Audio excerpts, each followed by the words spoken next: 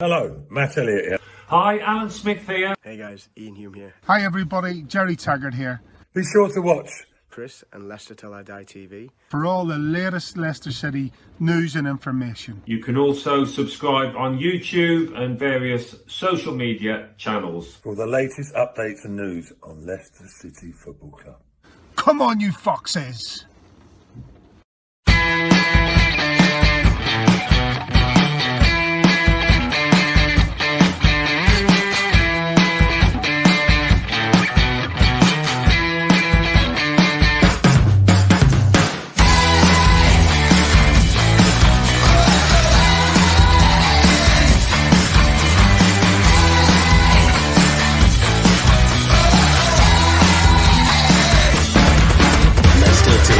TV, your first choice for everything Leicester City. Tune in and join in now.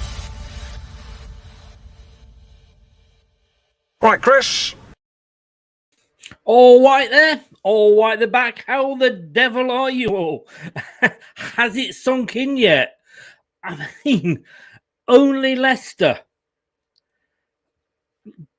losing 6-3 at Manchester City, beating Liverpool 1-0. Was it not good to watch? And if you remember, I was actually sat with a Liverpool fan. Oh, it was really... Yes! Oh, God. Oh, I'll have what she's having. And I'm just looking at Craig now in the green room. I think he's panicking in case his wife heard that and wondered what the hell he's watching on the computer. You, Mrs. Bird, message me. Give me a call. This is Leicester Till I Die TV, and this is where you can watch us if you want to, or if you prefer to catch up on podcast on Spotify and all your main Apple and etc. This is where you can do it.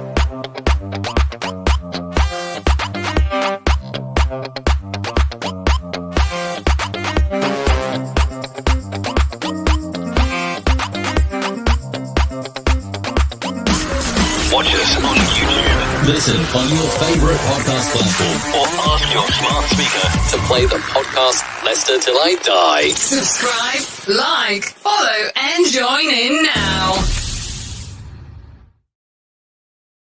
Oh, all I will say is, what team do we support?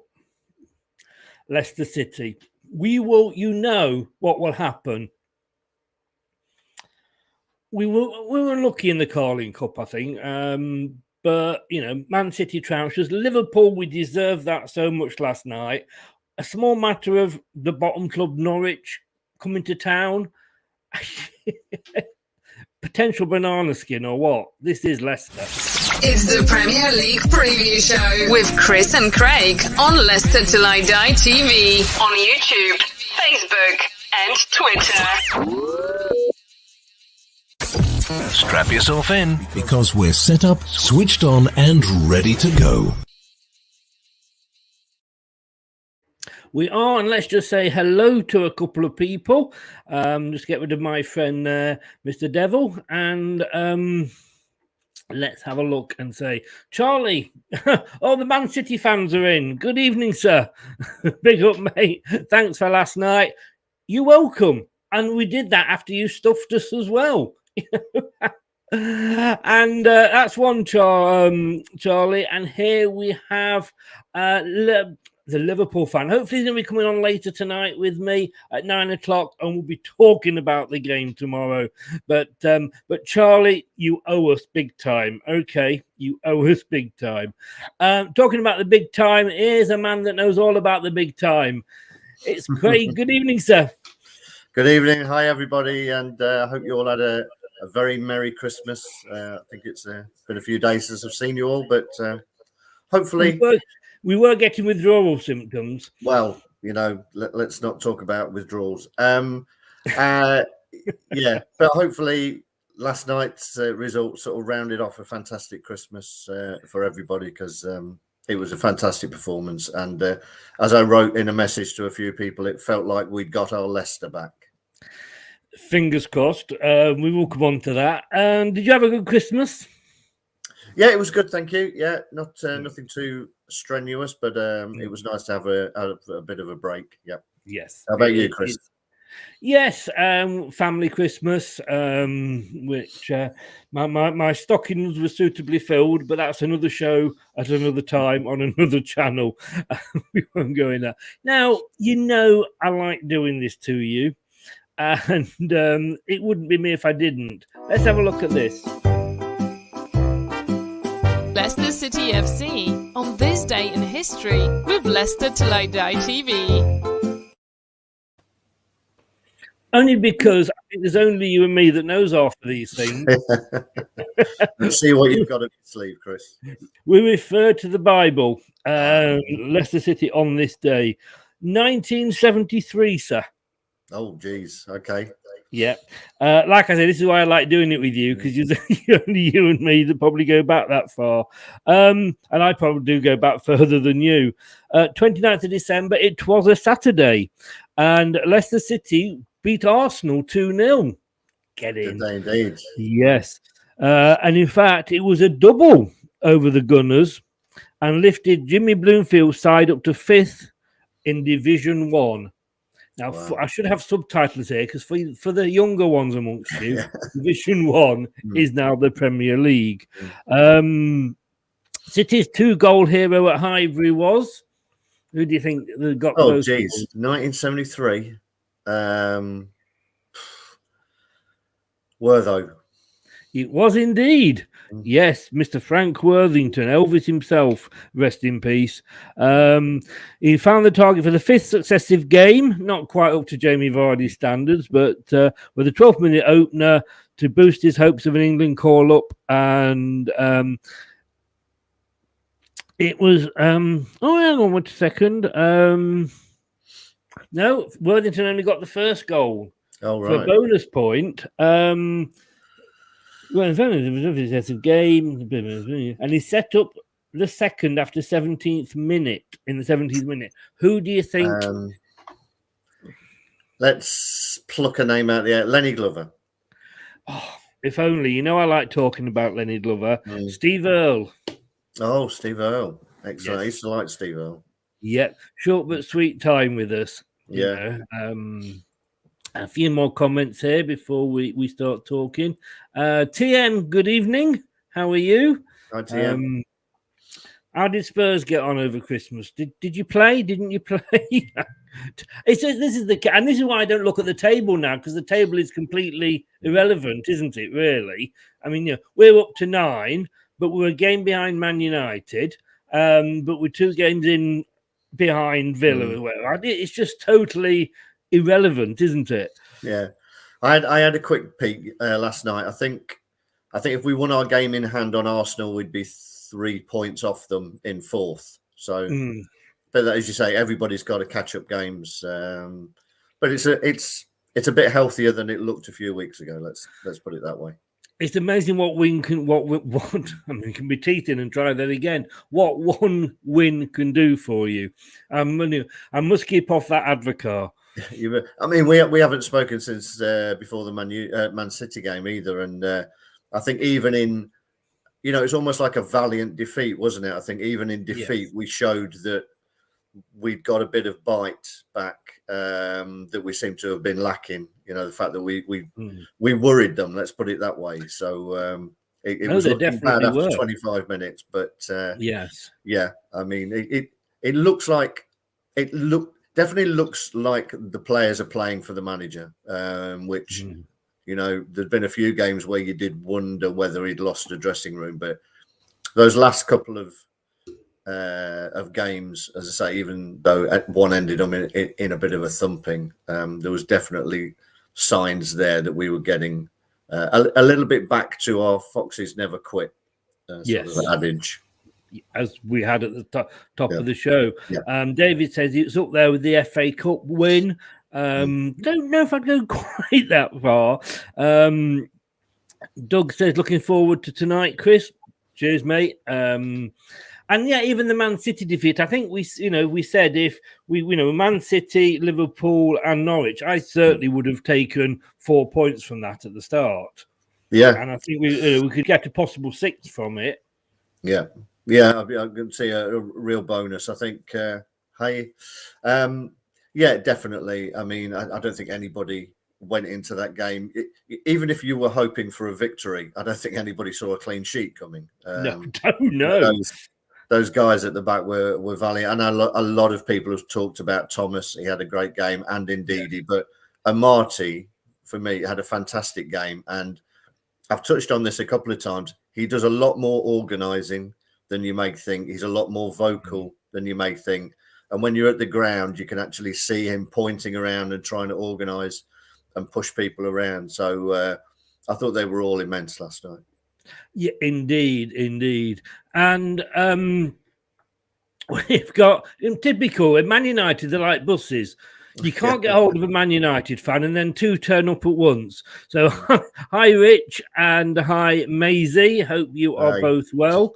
Hope you've learned to work out what's a joke and what's not a joke, Maisie. She knows what I mean. I tell you what, talk about Man United fans bottling it. We're doing a big quiz. I know you're unable to come on it tomorrow.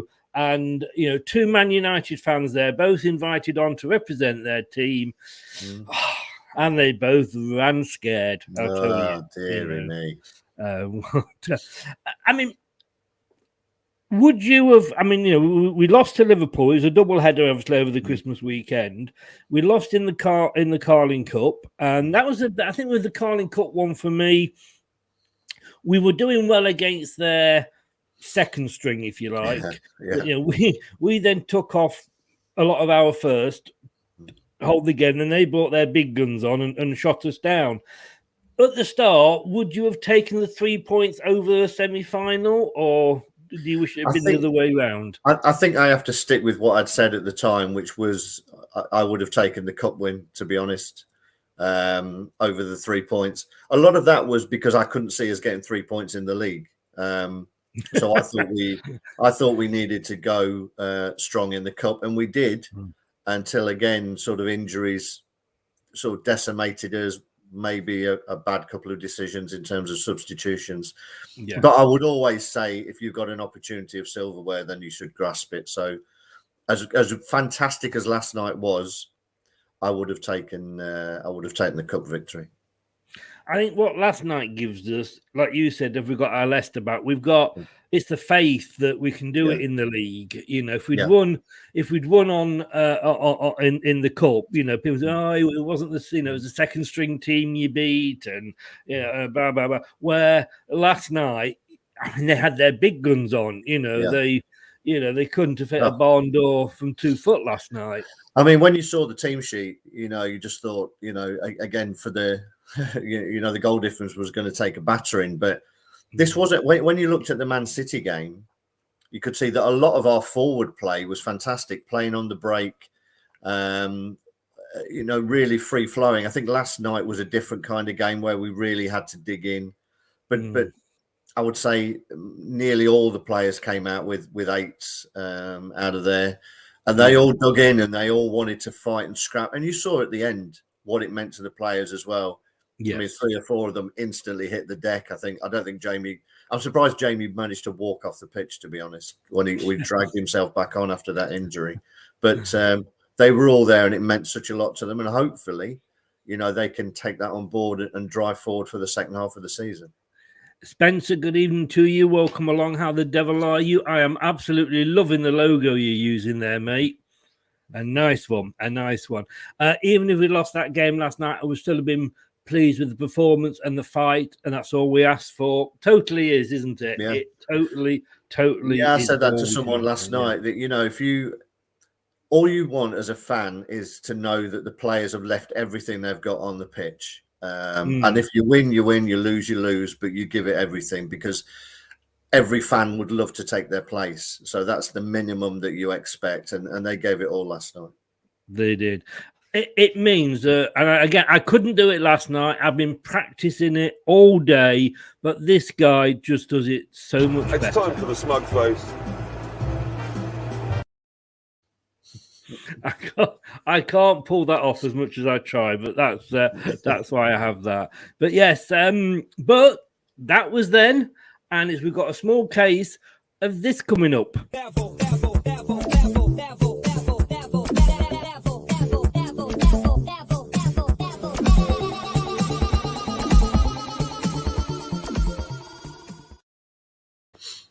Leicester Norwich, a completely different game. You would think if the same Leicester turns up on Saturday, Saturday. We've got a 3:00 kickoff on Saturday. It completely confused me then. Wow. If we the same team and the same effort, etc., turns up on Saturday, we should annihilate them, shouldn't we? Well, we should, and that's going to be the key, isn't it? That's going to be the real testament. Not last night in a single game. Can you turn it on when you know that there's a definitely weaker opposition in front of you? Can you play with the same levels of commitment? You know, they've set the bar, and they've set it pretty high after last night. And you know, even if there's a 10% drop off from last night, you would expect that there should be enough to beat Norwich. But we've seen in the past, haven't we? If you can't underestimate anyone, it only takes, you know, a breakaway from Pookie or something, and he's a good finisher, and then everybody just sits back behind the ball, and it can be hard to break them down. So they've got to do a professional job, but they've got to go out there with a professional attitude to work harder than Norwich in the first place. Oh, definitely. I mean, and last night, I mean, at times it was like, Zulu, wasn't it? You know, it was a case of what they're coming at us again. They're coming at us again. And, you know, we were literally throwing our bodies on the line. And I don't think that will happen against Norwich. I don't think we'll need to do that against Norwich, to be honest with you. Well, I would hope not. You know, they've looked pretty poor. I know they've suffered with some injuries and COVID as well. As we say, we were going to do a one to watch, but the ones that were worth watching are not available. You know, they do have two or three decent players, but if you're a club like Norwich, it sort of affects you even more when your best players are out, because your squad depth isn't there, and you're. You know, and it's sad to see, wasn't it, that I say sad to see, but we've been doing it ourselves, that their fans had been starting to turn on some of the players as well, which you need to be all in it together. Yes. So it's not a good time to. It's a good time to play them, but it may not be a good time to play them, because it depends how they take that now. You mean the management and the players may take that on board as a right, we'll show you kind of thing, that we need to dig in and make the fans proud of us again. So and not for 1 second do I think that this is going to be a walkover, but it can be if we have the right attitude. Yeah. And we're fickle as football fans, aren't we? I mean, here we are, one game in, and it's give Brendan a contract extension. You after one win. 2 weeks ago it was, should we keep him? Should we let him go? But it is this Saturday at the King Power, a 3:00 kickoff. Just enjoy it if you go in, and I know you will be. A 3:00 on a Saturday kickoff. My God, that's going back in time. But because of that, of course, it's not on officially on any of the TV streams. So you can listen to it on radio, to be honest with you, apart from obviously Radio Leicester if you're in the county, or lcfc.com/radio if you are elsewhere. Looking at Norwich, I mean, this is bring this up. Here we go.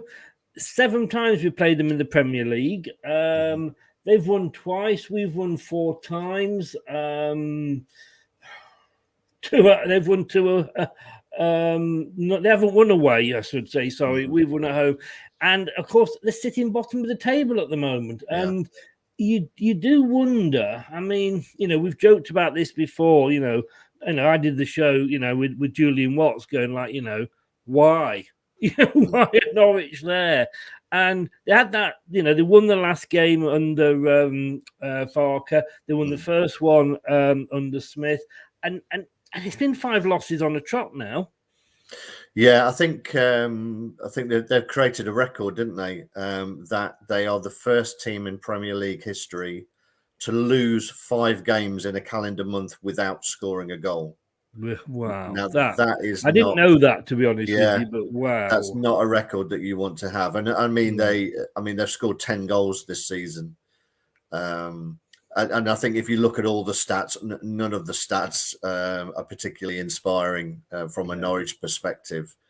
And it looked like they had that new manager bounce, but I think, as I said, they struggled with COVID and a few key injuries, and their squad is particularly thin now, and they don't have a lot of experience in there. I think that the experienced players they have are those at the back. So, but I think they're being let down a little bit by what's going on in front of them. So they are having to deal with a lot, and that's why, their 2 central defenders are probably the best performers so far this season.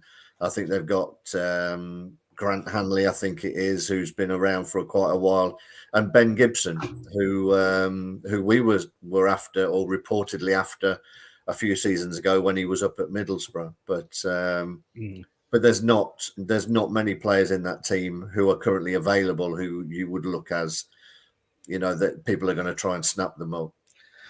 42 goals conceded in 19 games. Yeah. We're literally, they're halfway through their season and they're already on minus 34.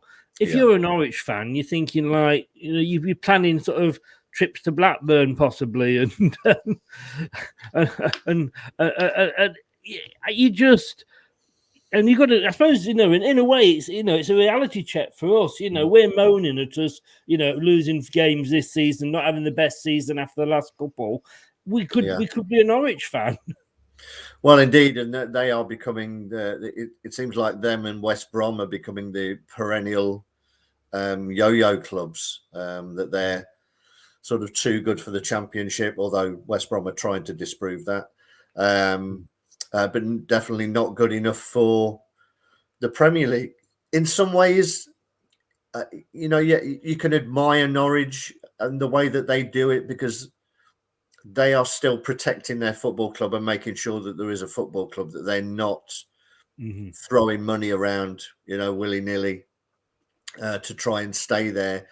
But that's got to be frustrating from a Norwich fan's point of view, because at some point you've got to think you are going to have to speculate a little bit to actually get 1, 2, 3 seasons in the Premier League to bring enough money in to sort of stabilise yourself and establish yourself. Because if you keep yo-yoing around, then we know players don't stick around these days. They move on. If they're any good, they'll get moved on quickly. So you've got to stay up for a couple of seasons at least, and they're struggling. But I don't think we should take Norwich lightly. I mean, definitely not. Not that I'm sure that we will. I mean, just to look at the last time we played here. I mean, it was 2-1 with Vardy scoring quite early on. They did get a penalty, and of course, all Brighton got the winner. But I think it was the. Did we get a VAR decision towards the end? Was that where they stood in front of the ball? Yes. Goal, or yes? Yeah, we actually got a VAR going in our favour on that one, which was dubious. But I think Schmeichel did his best to make sure that the referee knew that that guy was right in front of his vision. Not convinced myself, but we got that one, and we luckily got away with the 3 points, but. Hopefully, we're not having to rely on VAR decisions for a victory on Saturday. Are you looking? I mean, looking at that one, and that was quite early on. I think that was about our 3rd or 4th game, wasn't it? Yeah. When we played them, yeah. And we're looking at that thinking this should be an easy game. And I think we had Burnley just before or just after, which again, thanks to VAR, we could only we got a draw. Yeah. It's I'm feeling a lot happier going into this game now than I was at that period. Yeah, I think early in the season, it's never easy to go away to newly promoted teams, because don't forget, they will raise their game. We were going there as the fairly recent FA Cup holders, team who had finished 5th consecutive seasons in the Premier League, and they'd just come up. So this was a big game for them. And as I say, early in the season, the crowd would still be behind them. So it was always going to be a bit of a tough ask when we hadn't particularly started the season that well. And in many ways, we did well to actually come away with the 3 points. Yes. We should, I mean, even in the last time they were up, and I can remember if we look at, I'm just going to find it now, when we played them the last season they were up, we actually only got 1 point out of the 2 games from them. And I can remember sort of just before Christmas last time, they beat us 1-0 and held us, but before that they held us 1-1 at Leicester. It is always that thing with Leicester, though. We said this at the start of the show. It's Leicester. Yeah. You just don't. I mean, we did the performances in the last 3 games are the things I think we've got to hold on to, because know we did do well in the most against Liverpool. I think we had a bad referee. We had you were playing a Liverpool side that wanted to break your legs or smash an elbow in your face, which they tried to again last night. Against Man City, well, to be honest with you, if it had finished 6-0, we would have had to held our hands up with that one. But we didn't give in. And obviously last night we're throwing our bodies on the line. It is the performances, but at the back of my mind, this is Leicester. Yeah, it's always an issue, isn't it? And I can remember last season's game and down here, and I think it was a really good finish from Pukki. And Pukki is a good finisher, and his movement is fantastic. I think in a better team, he would score a lot more goals. Whether he's going to get a move, I'm not sure at some point, but it'd be a shame for him if he didn't get a move and play for a slightly bigger club, because he is a good finisher. But yeah, it would be typical of us to actually take a foot off the gas and get caught out. It is part of being a Leicester fan, unfortunately. We always manage to throw in a performance like that. What you would hope is that we build on what we've just put out in the last 3 games almost, and particularly in the Man City game. I think if there was no spirit or belief in that squad, that could have easily been a 6 or 7. The fact that whatever he said at halftime, whatever changes he made, and I know he'd said go out and win the second half, that there's a level of belief in the players that they thought they could do that even against Man City. And to come so close at levelling it up, I mean, it would have been astonishing. Oh, wouldn't it just? And we did have Man City worried, and their fans admitted that. So, and I mean, we often bemoan Brendan for his tactics, but maybe he looked at that Liverpool side, and they did have the big guns back yesterday, and tactically he made a few changes, and maybe we should give him more credit there. Well, I think so, because I think most people probably thought he was going to go with a 5 at the back. I certainly did, because of the threat that they have up there with the front 3, and those front 3 stay pretty high up the pitch most of the time. So he was taking a bit of a risk with just going with a back 4 and an untried centre half pairing, and then playing the sort of diamond formation. And it was interesting to hear some of the comments of Klopp yesterday as well about how the diamond formation sort of throws them out a little bit. They need to move the ball and work the ball side to side quicker. And he said we were forcing them into some bad decisions of throwing the ball in too quickly. So I think you've got to give him credit. We give him enough stick when he gets it wrong. But I think over these last couple of games, he showed that there is a little bit more to him than we probably started to wonder. Yeah, indeed. Terry, good evening, Terry. How the devil are you? Just Googled why Norwich are called the Canaries. Didn't realise they're world famous for canary breeding. They should stick with it and give up the football. Harsh, Terry. Funny, I agree, but harsh. And Andy Medhurst, good evening, sir. How the devil are you as well? Where has that performance been this season, Andy Medhurst? Performance of the season for me so far. Definitely. And Klopp actually saying that it worked in our favour. The fact that we had we'd played only 2 days previous because they didn't, of course. Yeah, it's funny that, isn't it? How that works in our favour now. When he's been bemoaning, you know, how quickly they've had to play, and we had to play in less time. I mean, it's interesting, isn't it? That talking about the performance of the season. Previous to that, the performance of the season was when we beat Man United, and then we played fantastically for 45 minutes against Man City. You know, we tend to do this, don't we? We tend to raise our game, and that's what leaves that little nagging doubt about Saturday in our minds as a Leicester fan. Yes.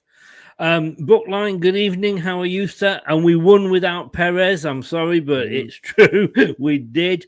Credit to Brendan for starting Hamza. Yori needs a rest and a kick in the pants. Let's be honest with you, until the injury, he'd played more games than anybody else for Leicester. I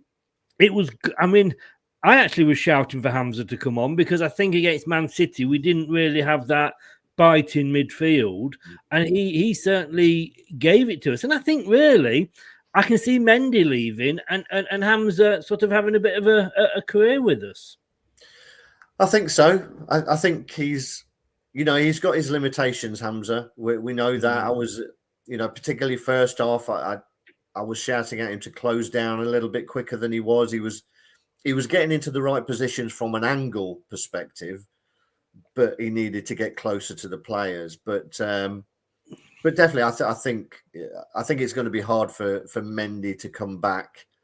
But it depends really on what the fitness situation is with the rest of the players, because he can't really put him in when you have to rejig the squad list. I think it's going to be difficult for him, to be honest, and he deserves a move because he's never really let Leicester down when he's played as Mendy. No, and he's not moaned or grumbled at all. And I tell you, the player I did miss, and I think would do us really, really well now, and probably in the Norwich game as well, and that would be Dennis Pratt. But I think if he comes to come, he's only on loan. I don't know if they've got an option to buy. I think they have, but if he comes back, he would know that once everybody else is fit, he'd just drop down the pecking order again. Yeah, it's a tricky one, isn't it? You can't help but feel that something went wrong behind the scenes with Dennis. I mean, he was a victim of us having everyone fit, wasn't he? Really, because he would have had plenty of game time. I guess the flip side of that is if Pratt was here, would we have seen Dewsbury Hall make the breakthrough that he's made? No. And he's been fantastic these last few games. Talk about somebody taking their opportunity. He's grown in stature with every game. He looks comfortable on the ball, and he loves putting his foot in as well. So I think maybe that's the reason for Pratt going has allowed Dewsbury Hall to come through. So as much as we would have liked him, I'm not sure that we would have seen the best of Dewsbury Hall. And Brendan probably knew he'd got Dewsbury Hall coming through and what a player he was. Indeed, Andy, that last 10 minutes, like I said to the Liverpool fan I was watching it with, could you have brought your dog round? I could have taken him for a walk now. And Facebook user here saying, sorry, but Hamza just runs around like a headless chicken. I don't think he was that bad, was it? I thought he had a good game till he came off. Yeah, I think that. I mean, that's slightly harsh, but it is where I said earlier, I think he has his limitations on the ball. Sometimes, though, you need, particularly against a team like Liverpool, who pounce on you quickly and they shift the ball a lot, you do need someone who's just got some pitch coverage to cut off angles. And that's what he offers. And I think he knows his limitations. Can I win the ball and can I give it to somebody who's better? But sometimes you do need that, because, on the flip side of that, you've got Samari, who has got a lot more skill, can hold players off, but his pitch coverage is severely lacking. So without Hamza last night, I think we would have been under a lot more pressure than we actually were. Sounds a bit like you were describing Robbie Savage I mean, because Martin O'Neill used to say that about Robbie Savage. Just win the ball and then give it to somebody that can actually play. Yeah, I think Savage had a bit more skill than he was given credit for. I mean, I saw him score a couple of fantastic goals, curling them into the top corner. Yeah. I don't think Hams is at that level, but it's all about having a mix of players, isn't it? And knowing that you can call on someone to fill a gap, and that's why you have a squad. Sometimes if your players are all at a fantastic level, they're not going to want to stick around because they think that they could be getting more game time somewhere else. Yes, yeah. Going into this game, the form, well, it's just dreadful for Norwich, isn't it? In fact, that's an old one. It hasn't updated for some reason. It should have the new one on for 5 straight defeats. It should do indeed. I don't know why. I thought I must have literally just clicked on the wrong one in my file. But yeah, they have got 5 straight defeats, and we've got 2 defeats in there. Obviously the Man City, but also the Villa one. But you look at Man City, and it's still the positives you're bringing from it. Definitely. I mean, if ever there was a glorious defeat, that was it. The fact that they were worried, and I saw that they're on a run of 9 straight victories at the moment, Man City, and during those 9 games, they've conceded 6 goals, and we've put 3 of them past them. We've scored half the goals they've conceded, and we looked good going forward, and we could have arguably had a couple more, with Kelechi's chance and Albrighton's chance. And I don't think they knew what had hit them, to be honest, because I'm not sure many teams just shift the ball and transition the ball as quickly as we can. And during that game, I thought Maddison had a fantastic game. Yeah. It was a little bit subdued last night, but then I think he was having to do the hard graft, and he was prepared to do the hard graft. Sometimes you've got to say that it's nice that he was prepared to sacrifice his own game for the sake of the team. Talking about Maddison, obviously he came off with an injury, which just gets worse and worse, doesn't it? But Rodgers has come out and said an update on the condition of James Maddison, who was forced off and replaced by Mark Albrighton, as well as Jamie Vardy. We'll have to see over the next couple of days, he said.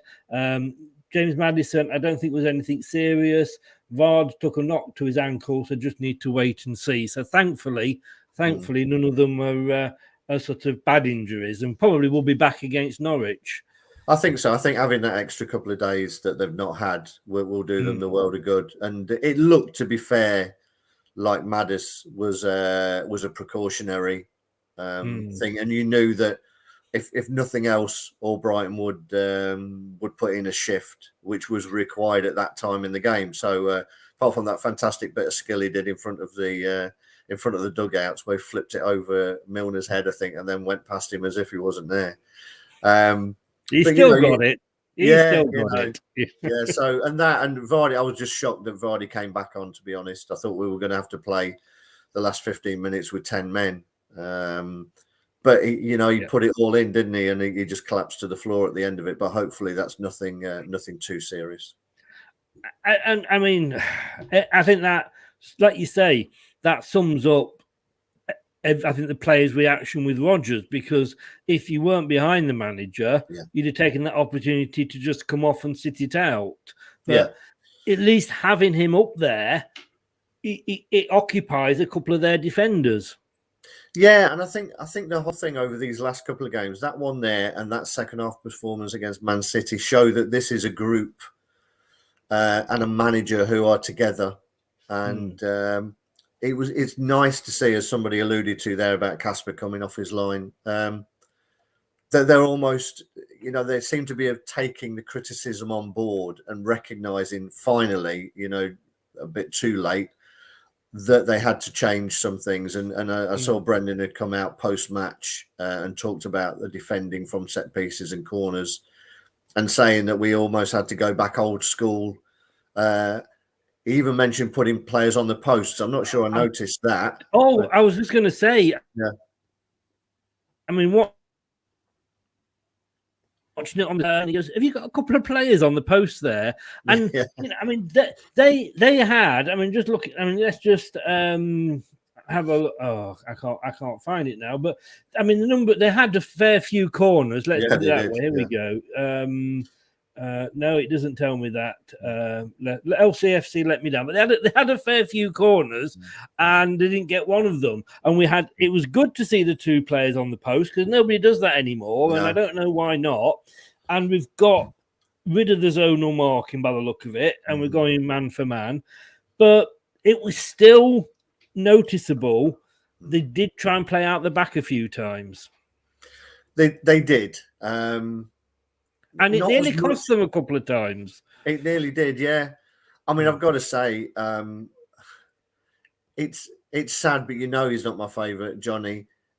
It just highlights the fact of how much more Evans slows the game down for us when he's playing. And yes, we've got players who shouldn't necessarily be playing there at centre half, but they are more forward-thinking players. And I think for one, Wilf knows he's a midfielder, so he'll be looking for a pass, but he'll be looking for a quicker pass. And Amati knows his limitation, so he gives it. Although he came out with it a couple of times, and there were a couple of heart-in-mouth moments where he dribbled around somebody as the last man. But again, it shows the confidence that they were playing with last night. Yes. Bookline says there, the fans have helped Brendan out a lot, and they must be able to hear you screaming from the stands. Exactly. I could hear you down here on the south coast, mate. Yeah, I did have a bit of a sore throat last night, that's for sure.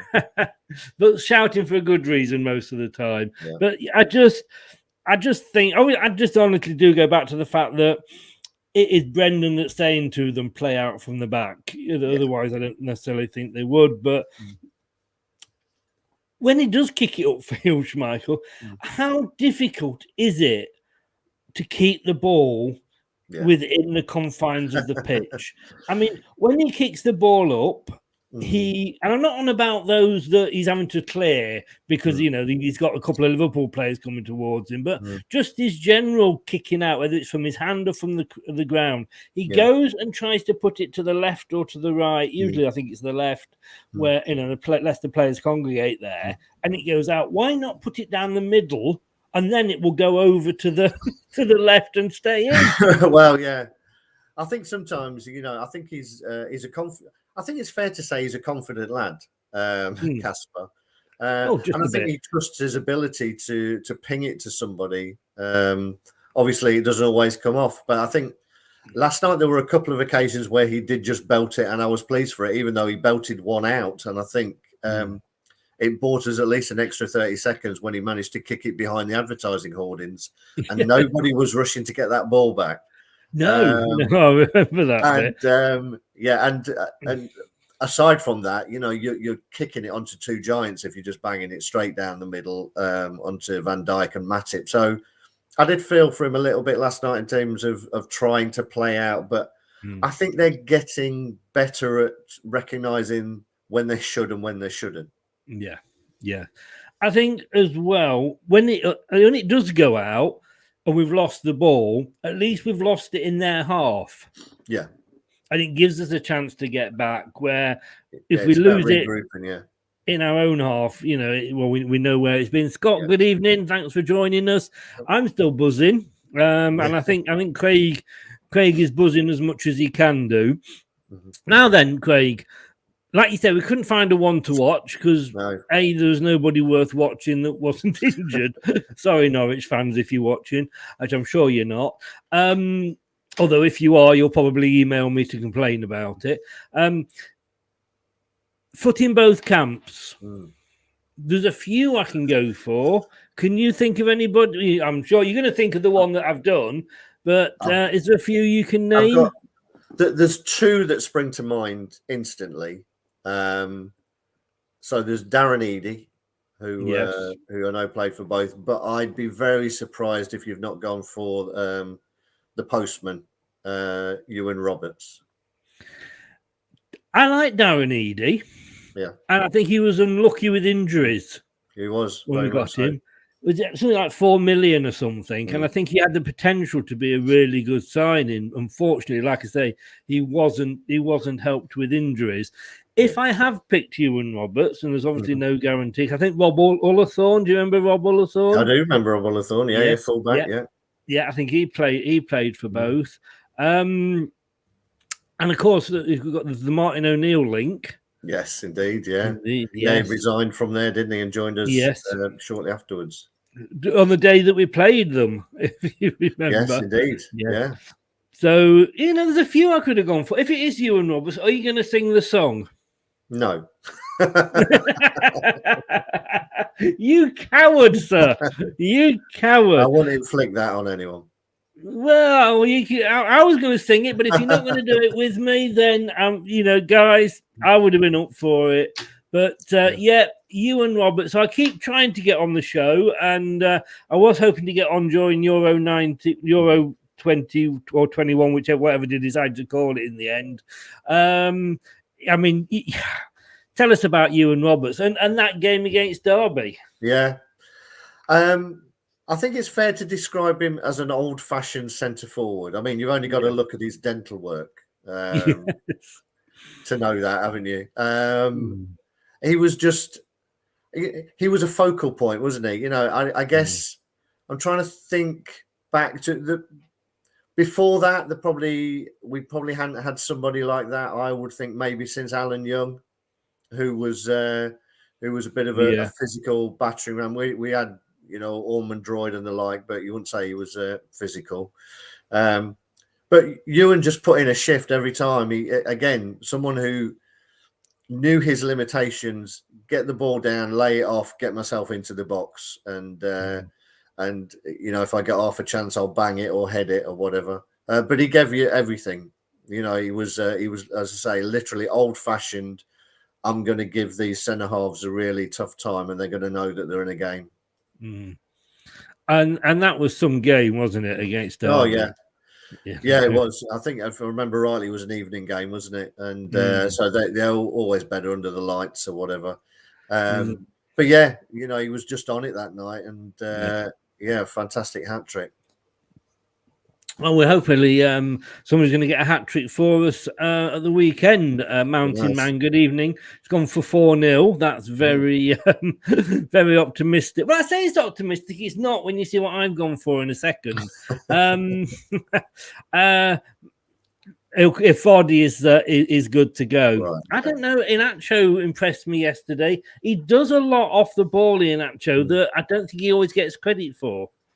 No, and it was a bit of a shock yesterday as well that I said this to Scott, that Iheanacho actually got angry at one point as well, which I don't think I've ever seen. It was one where he thought Matip had made a back for him, I think, and he went straight over the top. And he was because obviously at that point, there was the crowd and him screaming for a second yellow for Matip. So we've seen recently, haven't we, that red cards against Liverpool don't go our way. So there was little chance of that happening. No, there wasn't. It was almost a wrestling move on him, though, didn't it? He fell very badly. Facebook user there says that James Maddison, of course, played for both. He did. Yes, of course, he did. Yeah, we got him from there. Yeah. Well done, whoever you are. You haven't put your name on there. Well, I was wondering whether that's what they were saying. It was a Facebook user, but it was James Maddison just tuning in. Indeed. Good evening, James, if it is. Well, nice to have you back, sir, that you've been playing very well recently. Well done. I often wonder whether they actually ever do, not this one necessarily, but whether they ever actually do. I guess they can't. I suppose if they've won, they'd watch it, but if they'd lost, it's a bit like you don't read the paper after you've lost, do you? I guess. There was a video doing the rounds, wasn't there, yesterday in the changing room, and it was Madders, I think, who was filming Thomas on his phone, just telling him to put his phone down and stop looking for all the plaudits of how well he'd played. Yes, yeah. I hadn't seen it, and I heard he was taking the wee out of young Thomas, but he also had a word in Salah's ear, didn't he, as well, allegedly? Yes, apparently so, Yes. Don't know what he said. Might have been ordering a takeaway. Who knows? Yes. Static. Good evening, sir. How the devil are you? Nice to see an Arsenal fan. just nice to see an Arsenal fan, to be honest with you. They're coming out the woodwork. Hey, the process is working, mate. The process is working. Arteta's at the wheel. Well done for last night. Thank you very much. Well, suddenly everybody loves us again. Before we actually, because I thought we could have a go and maybe have a look at what team we might choose for the weekend. I know. I like a challenge. Talking about score predictions, Mountain Man went for 4-0. Wasn't quite surprised because I've gone for 3-0, as has Jerry Taggart and Ian Wilson. Steve Lynetts went for 2-0, and Ian Marshall's gone for 3-1. I don't know if we can keep a clean sheet against Liverpool. Come on, guys. This is Norwich. The only time all season I haven't predicted Leicester to win, and I went for the draw against Liverpool, we win. So maybe I should have gone for a 3-3 instead. We're not going to lose this, are we, Craig? I'd be surprised. An understatement. Given everything we've said, that in many ways it wouldn't surprise us. I think the disappointment would be massive, wouldn't it? And it would undo so much of the good work that we've done. Even though we haven't had the results that we would have wanted in the past 3 games, it would undo a lot of the work. And a lot of the confidence would be drained, I think, from that. So, yeah, no, I can't see anything other than a Leicester victory. But I'm not sure we'll keep a clean sheet, to be honest. So I would add a 3-1 in there myself as well. Who would have guessed you would go for a 3-1? You know, it's got to come back at some point. It has. And I mean, I'm just thinking, because I'm thinking we had Newcastle, I'm thinking league games where we kept a clean sheet, but we kind of let 1 or 2 in against Man City, didn't we? Yeah, but I thought we could quickly do this. We've not done it for a while. We kind of know who's in and who's out. But I thought we could, and we will presume for this that Maddison and Vardy are going to be fit. What's the formation that you like? Jeez, well, I think it's definitely 4 at the back. You got the Christmas tree. Yeah, I would like to see. I would like to see the 2 up front. So maybe. Who knows? Maybe a 4-4-2, but I think it may look more of a 4-3-3. We can go for. I've got a 4-3-3. Yeah. Should we do the 4-3-3? Yeah, let's do that. Let's do the 4-3-3. And why not, sir? Why not, indeed? Right. So, Mountain Man's just come in here with KDH man of the match. He was man of the match for the 2 Liverpool games for Alan, who does ours here, and quite right, as well. Quite right. Now we're going to have Wednesday, today, Thursday, Friday, 3 days to prepare. So I'm guessing that most players should be able to, that played the other night again, should be able to come out. It's nice to see Ward on the bench. I think he may have been COVID hit. But I think it was just a surprise seeing Jukovic on the bench. Just he's seeing his name, But it's going to be Casper, isn't it? Yeah, I mean, the surprise of him being named on the bench was almost as surprising as you almost getting his name right there, Chris. Jukovic. Yeah, that's as close as you've been all. That's as close as you've been all season. So I'm going to take that. That's why I always call him you cheeky bugger. How do you say it then? I don't know now. I've lost interest. No, go on, come on. Jukovic. Yeah, all right, we'll leave it at that. Left back. Well, it's probably good for you then that Pereira's not playing, because you can never say that one either. Ricardo. Yes. I should get into the habit of saying Ricardo, but I don't. I get into the habit, I keep trying to say Piero and I can't. Yeah, well, clearly, as you've just shown. Anyway. I hate these foreign players. Left back, sir. Timothy Castagni. Oh, you're off on one. You're off on one. Oh, left back. Sorry. Yes. The left back's going to be Thomas Castagna, right back. I did wonder then. I was about to Yeah. say, now go on, explain It's that. because you'd highlighted him. Sorry. Yeah. Yeah. I haven't got Thomas Billy. Oh, there I have. Thomas is there. Spaghetti there at the right back. Two central defenders. I wouldn't be changing it from the other night, to be honest. So Amati and Ndidi. Oh, I mean, I just look. I mean, Martin. I mean, he's still young, and he's just he has gone from sort of villain to hero, hasn't he? Yeah, I mean, he's the last few weeks, whenever he's been in, to be honest, since he's got back to full fitness, whenever he's been called upon, he's done a decent job, and he was, let's say, heroic last night. I'm going to stick. Well, I'll have to. We'll have to leave that one blank for Ndidi because he isn't in. He's obviously not a defender. They won't allow him. Yeah. No. Okay. So we'll know that the gap there is going to be for Ndidi. I tell you what, just because you've been cheeky, I'm going to stick Johnny Evans in there. But we do know that it is actually Ndidi, and it's very, very, very, very easy to get them two mixed up. It is. But it's either that or it won't let me go on, I don't think. Yeah. No, I think I can actually... we'll leave it. We'll leave it. Your central midfielder, sir. It just reminded me of last night. I sit next to a lovely... I've got Scott on one side. I've got the three lovely old ladies to the left of me. And we were making a substitution. And the one next to me said, I can't really see who that is. It looks like it's all Brighton. I said, you're close. It was Lookman. Nice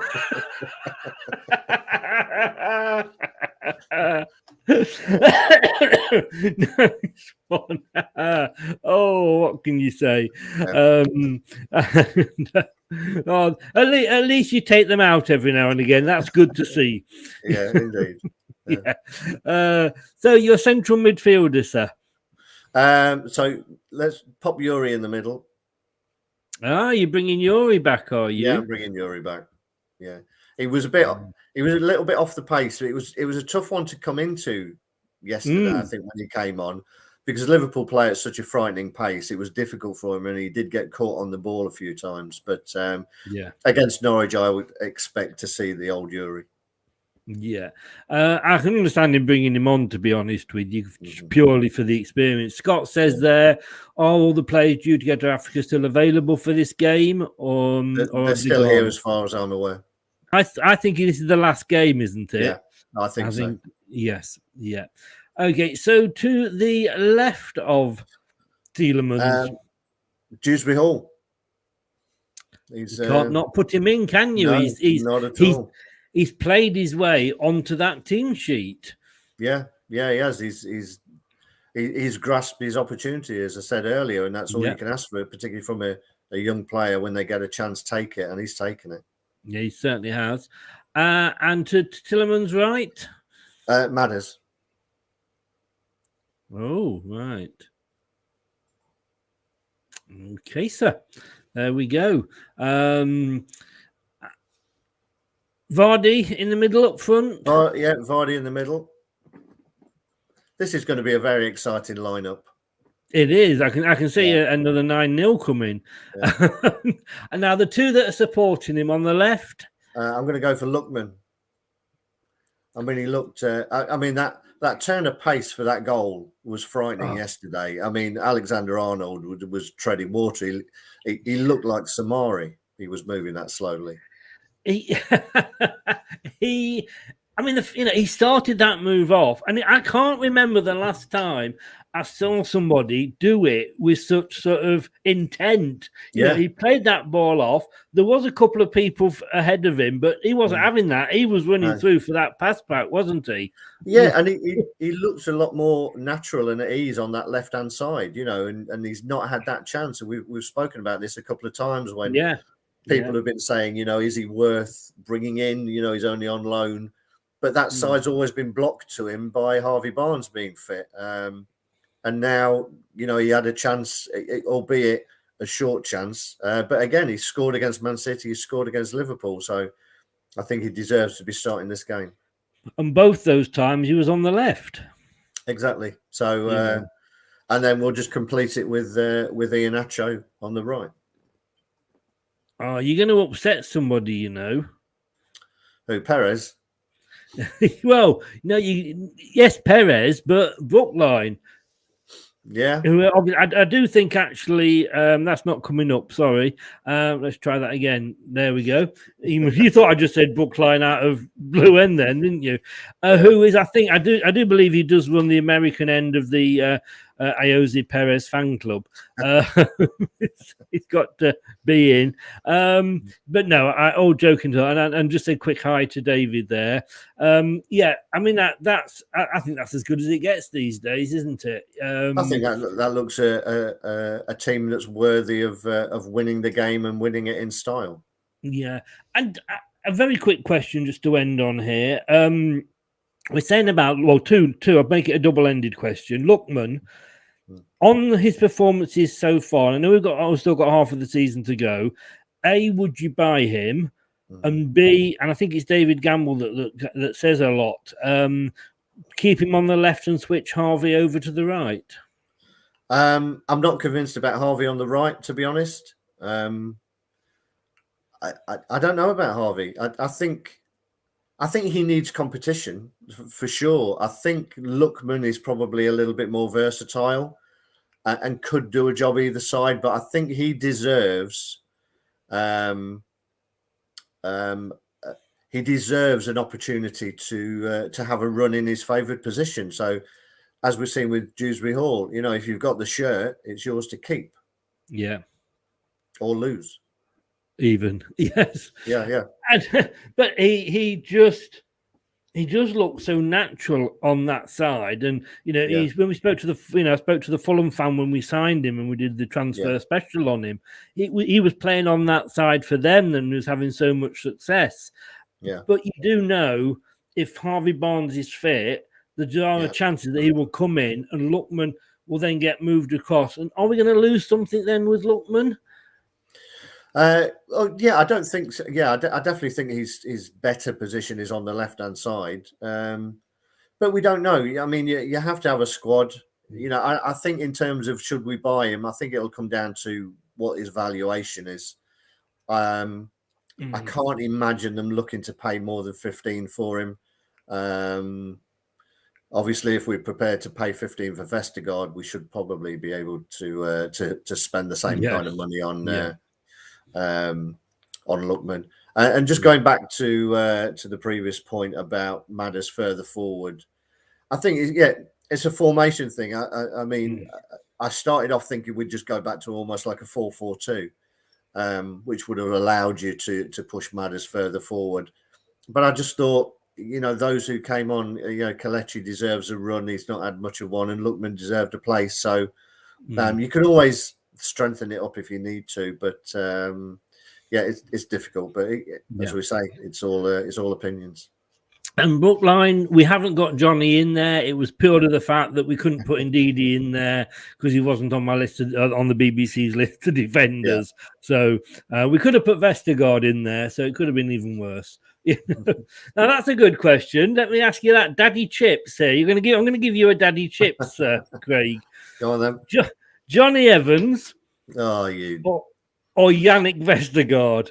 If you had to put one of those two, there were only the two. You had to choose one of them to go into the back four because there were only two left that were fit. Who would you put in? Right? Can I put a proviso on it? No. It is purely. I would play Johnny. No, but I'm going to mute you. I'll play Johnny. Yeah, you're muted, mate. I'm sorry. I'm not having any provisos. And that is going to get clipped and used. I'll tell you. Craig, thanks always. Thanks you as always. It's been great. Have as good a new year as you can do. Cheers, and we will speak to you soon.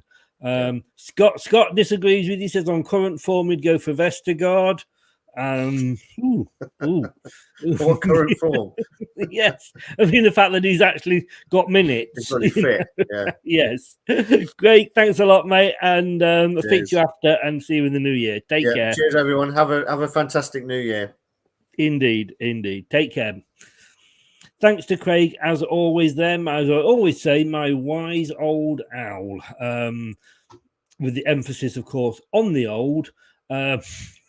He knows. He's giving me daggers now from the green room. It's only a couple of days off, and it's this.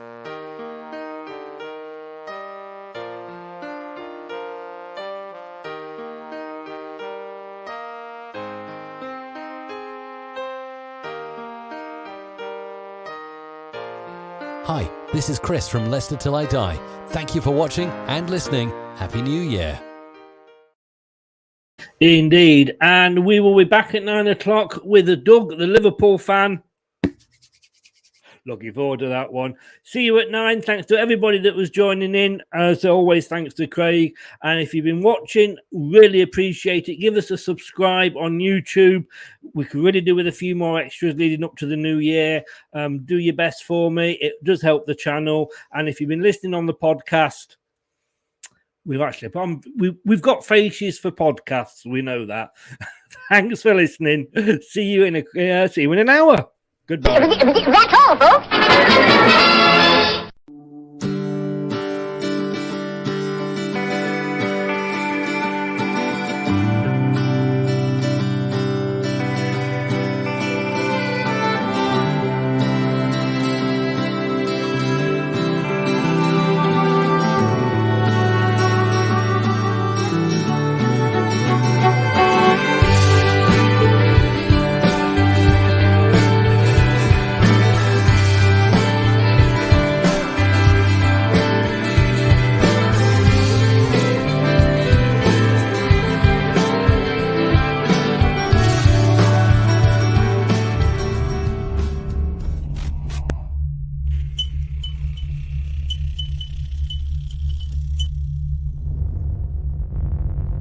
Some people are on the pitch, they think it's all over.